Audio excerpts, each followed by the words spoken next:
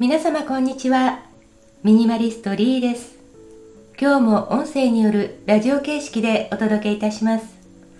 チャンネル登録していただいたり、コメントをいただけたら嬉しいです。このチャンネルは物が多くて家が片付かなくて困っている方に向けたチャンネルです。物を上手に手放して家をすっきりさせるためのお話をいろいろしております。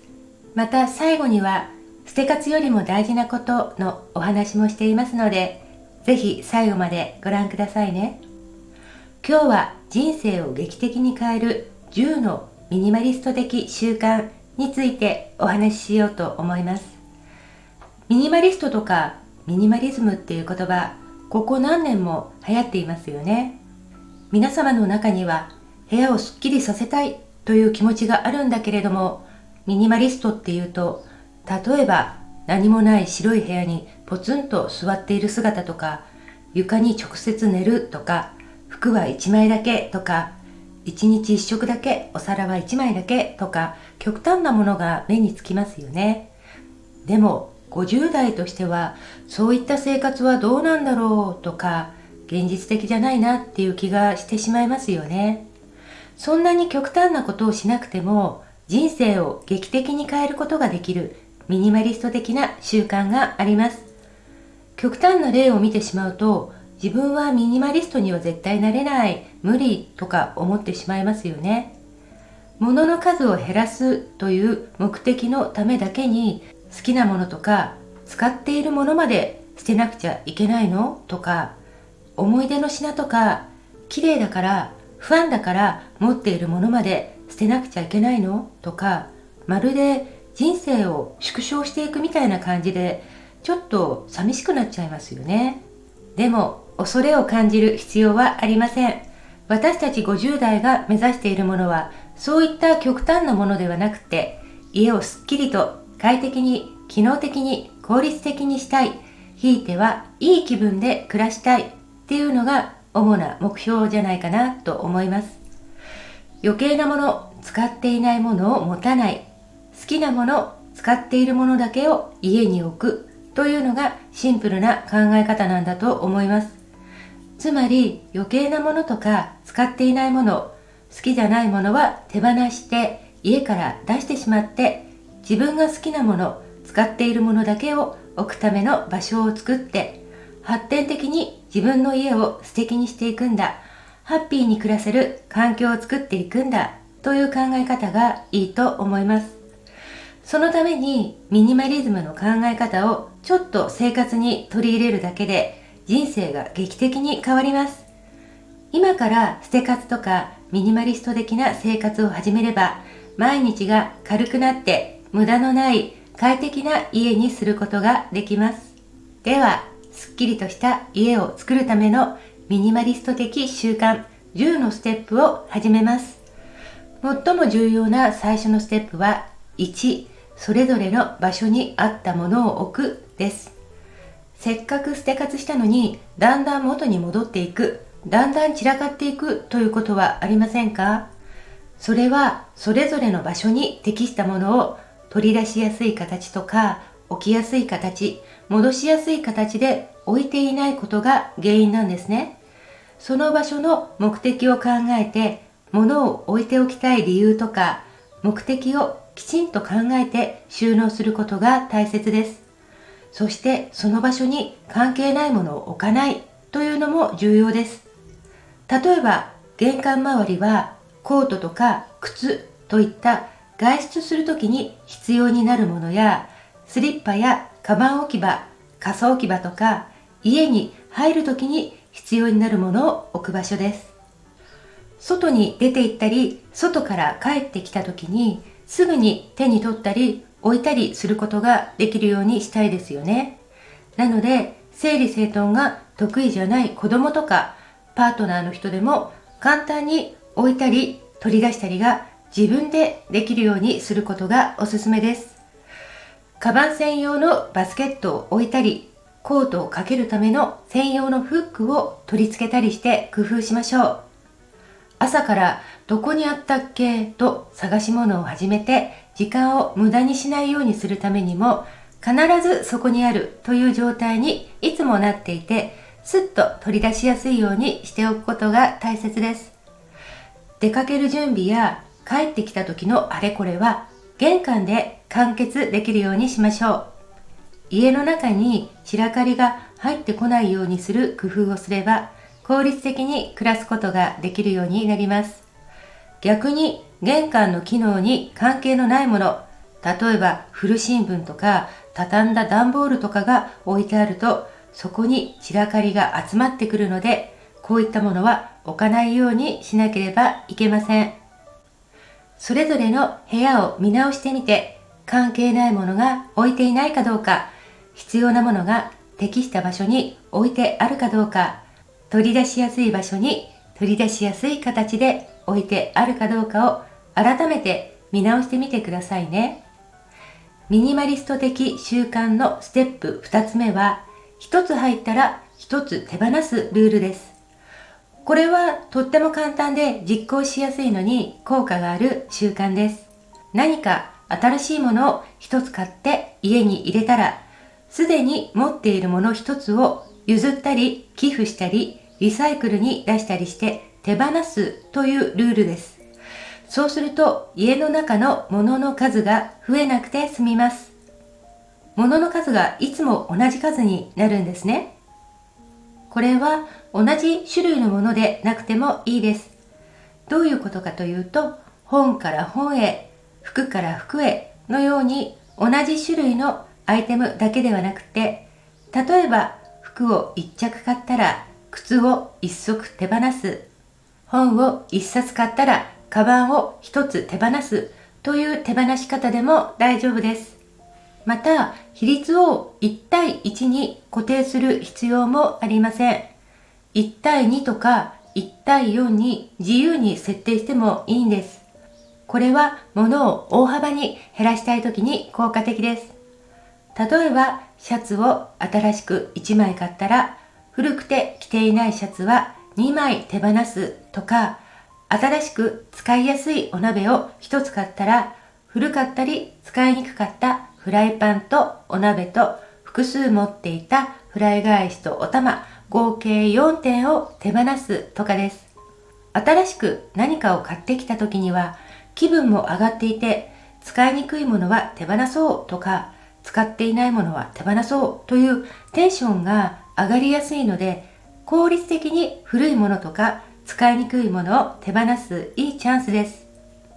次に3つ目のミニマリスト的習慣は、買うときに気をつけるです。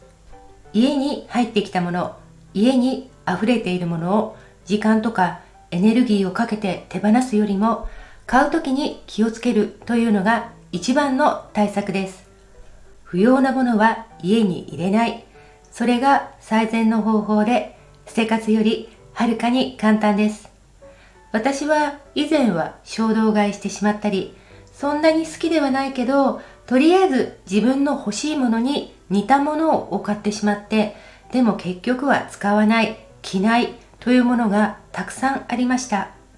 でも捨て活の大変さを実感して、もう不要なものは家には入れないと決心してから、私がやっていることは、まず何かが買いたくなったら、それを買い物メモに書き留めます。紙のメモでも、携帯とかパソコンのメモでも何でも OK です。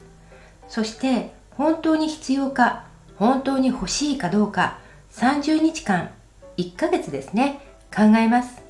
そして30日経ってもまだそれを買いたいと思っていたら買うようにしています。今すぐ欲しいと思って探し始めると、なかなか希望のものが見つからないことってありますよね。どのショップを見ても完売して在庫がなかったり、別の色しかなかったり、いいサイズが見つからなかったりすることがあると思います。そこで妥協してしまって、似てるけどちょっと違うけどまあいいかと買ってしまうと、大体使わなくなります。でも30日待つとなぜかいいことがあったりします。欲しい商品の在庫が復活したり、もっと高機能で使いやすい新製品がもっと安い値段で発売されたりすることもあります。今までそういうことたくさんありました。急がないで、衝動買いしないで、しばらくじっくり考えるというのはおすすめです。4つ目のミニマリスト的習慣は、メンテナンスをするということです。メンテナンスは重要です。物を修理したり、手直ししたり、正しくメンテナンスすることによって、物の持ちが良くなって、新しく買い直すための時間とかお金を節約することができます。服のちょっとしたほつれや穴もまめに直せば、難しい裁縫をしなくても直すことができます。そして例えば服にシミがついた場合も、正しいシミ抜きの方法ですぐにシミを抜けば、新しく服を買い直す必要がありません。持ち物を大事にすると物は長持ちしますよね。簡単なことでもメンテナンスをまめにやって気に入ったものを長く使う。それも今の時代はとっても大事なことだなと思います。5つ目のミニマリスト的習慣は、平面に物を置かないということです。家をすっきり見せるためには、これは最も重要です。机やテーブルの上、棚の上、キッチンの天板の上、靴箱の上、あとは床。これらを平面と呼んでいますが、平面に物を置かない、平面をきれいに保つということは、最も難しい習慣の一つだと思います。なぜならば、平面というのは磁石のようなもので、散らかりそうなものを何でも吸い寄せようとするからです。玄関の靴箱の上、ダイニングテーブル、キッチンの天板の上、こういった平面の上は、使ったすぐ後に全ての余計なものを撤去しましょう。または、一日の終わりの寝る前の時間でその日のうちに片付けましょう。なぜならば、物が一つでも置いてあると、それに引っ張られて、なぜか他の散らかりが集まってきて、そこにどんどん吹き溜まりができていくからなんです。平面には何も置かない。これを実践するだけで、かなり家は片付いているように見えます。次のステップは、今の5の習慣に関連することですが、収納ボックスを使うということです。平面の上に物を置かないということが重要ではありますが、例えばしまい場所がないとか、収納が少なくて片付けることができないから、行き場所のないものが置きっぱなしになってしまうっていう場合もあるかと思います。または片付けられない人によくあるタイプなんですが、頻繁に使うからしまっておきたくないとか、すぐに使いたいから見えるところに置いておきたいといった理由で、物が置きっぱなしになってしまうことがありますよね。それが平面の上に溜まっていくわけですが、その場合は収納ボックスを使って散らかりを収納ボックスにまとめてしまうことをお勧めします。つまり平面全体に散らかっているものを収納ボックスに入れて、散らかりを一つの場所にまとめるということです。収納ボックスの中は整然と並べなくても大丈夫です。平面に物がないと本当に部屋が片付いて見えるし、精神的にもすごくスッキリします。収納ボックスの数に余裕があれば種類別に分けましょう。そして余力があれば中に何が入っているかのラベルを貼りましょう。テプラなんかを使わなくても手書きで十分です。中に何が入っているかのラベルがないのとあるのとでは便利さが全然違います。例えば本、請求書、文具などのように種類別に収納ボックスに分けてしまえば、必要なものを探し出すときにどの収納ボックスから探し出せばいいかわかるので便利です。新しく素敵な収納ボックスを買いに行く必要はありません。全部白で揃えたいとか、木製のおしゃれなコンテナで揃えたいとか、こだわりがある方は新しく買ってもいいと思いますが、例えば手持ちのプラスチックの収納ボックスがあれば、それを利用すればいいと思います。ただ、段ボールは虫が湧いたり、中に何が入っているか見えないし、見た目にも良くないので使わないようにしましょう。例えば、玄関周りがいつも散らかってしまうなら、鍵とか DM や手紙を置くためのトレイを靴箱の上に置いて、カバンを入れるための大きめのバスケットを玄関周りに置いて、帰ってきた時にそこに自動的に置くようにすれば、家の中にまで散らかりが入ってきません。また、例えばダイニングテーブルの上がいつも散らかってしまうならば、テーブルの上に置いているレシピとか本、雑誌、筆記用具を入れておけるぐらいのサイズのカゴを用意して、作業中の今使っているものをとりあえず入れておけば、散らかりの範囲を収納ボックス内に収めておくことができるようになります。7つ目の習慣は、その場ですぐ片付けるです。物を使い終わった時とか、作業が終わってその場所を去る時に、すぐに物を元の場所に戻すということが大事です。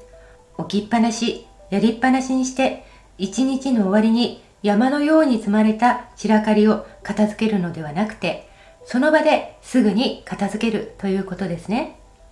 例えば、料理をするときも、必要な調味料とか材料をすぐに元の場所に戻せば、片付いた状態で料理を進めることができるし、後片付けも楽になります。一つ出したら、それをすぐに元の場所にしまうということですね。片付けるものの数が少なければ、楽に片付けができます。一日の終わりはだいたい疲れていますよね。そんな疲れている時に片付けはやりたくないですよね。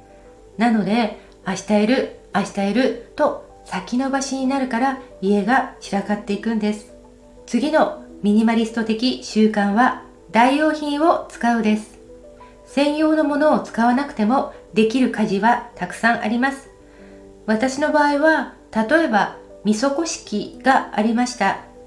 以前はお味噌汁を作るときに味噌こし器を使っていましたが、洗うのも面倒だし、形も立体的なので収納場所に微妙に困っていました。そして実はお玉にお味噌を取って菜箸で少しずつ溶かしていけば全然問題ないので、味噌こし器は手放しました。